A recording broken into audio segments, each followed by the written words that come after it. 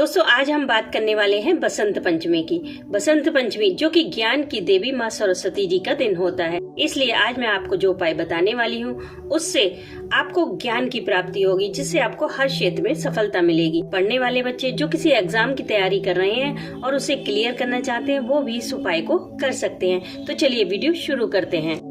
दोस्तों माघ माह के शुक्ल पक्ष की पंचमी तिथि को बसंत पंचमी का पर्व मनाया जाता है। यह दिन ज्ञान, विद्या, कला और संगीत की देवी माँ सरस्वती जी को समर्पित है। शास्त्रों के अनुसार इसी दिन माँ सरस्वती जी का जन्म हुआ था, इसलिए इस दिन माँ सरस्वती जी की आराधना की जाती है। बसंत पंचमी से ही बसंत ऋतु का आगमन हो जाता है। हर तरफ फूल खिल जाते हैं, वातावरण में खुशहाली छा जाती है। हमारे सनातन धर्म में माँ सरस्वती जी की उपासना का विशेष महत्व है, क्योंकि ये ज्ञान की देवी है और ज्ञान के बिना कुछ भी पॉसिबल नहीं है।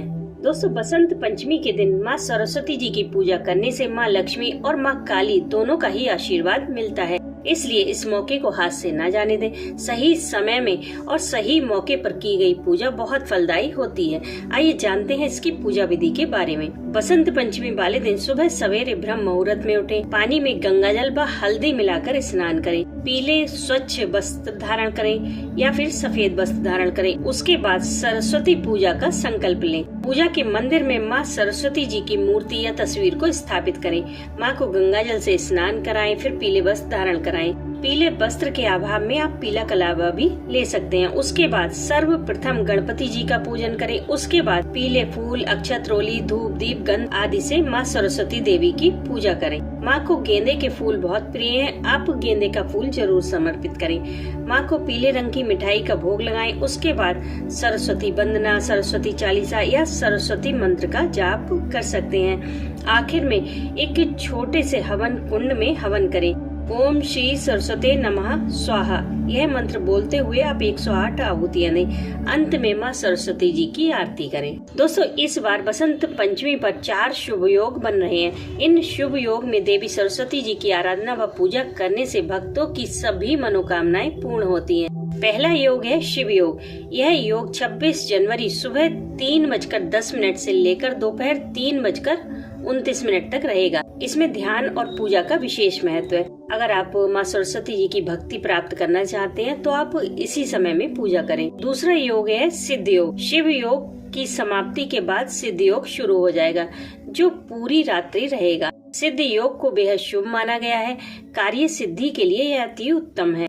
अगर आपका कोई कार्य बहुत टाइम से पूरा नहीं हो रहा है तो आप इस सिद्ध योग में माँ सरस्वती जी की पूजा करें, आपका कार्य 100% पूरा होगा। तीसरा योग है सर्वार्थ सिद्धि योग, जो कि 26 जनवरी शाम 6:57 से अगले दिन सुबह 7:12 तक रहेगा।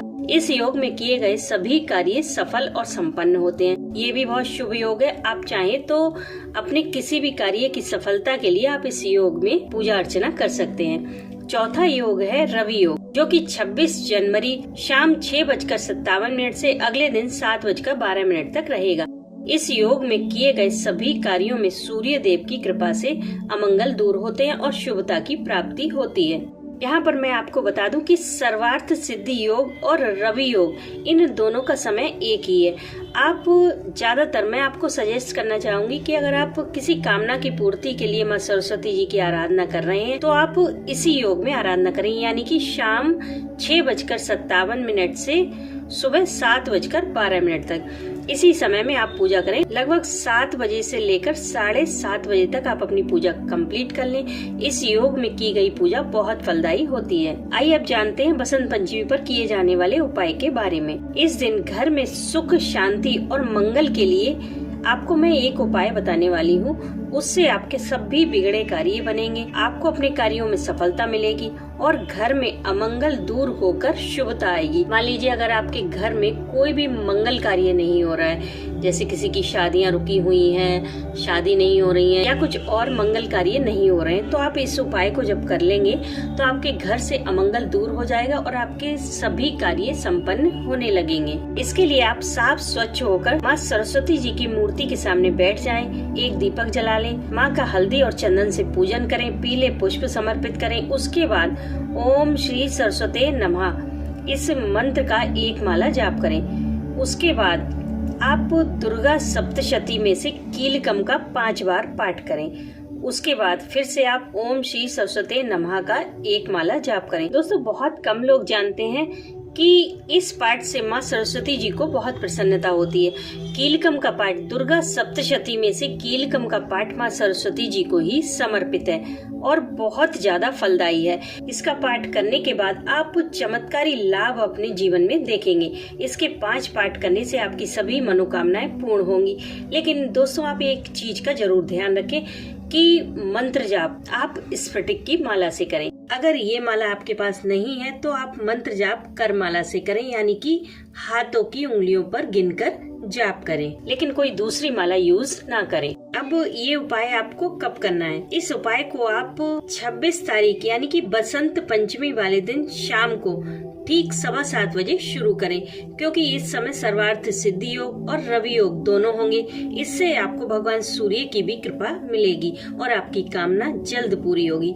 लेकिन पूजा शुरू करने से पहले गणपति पूजन करना ना भूलें।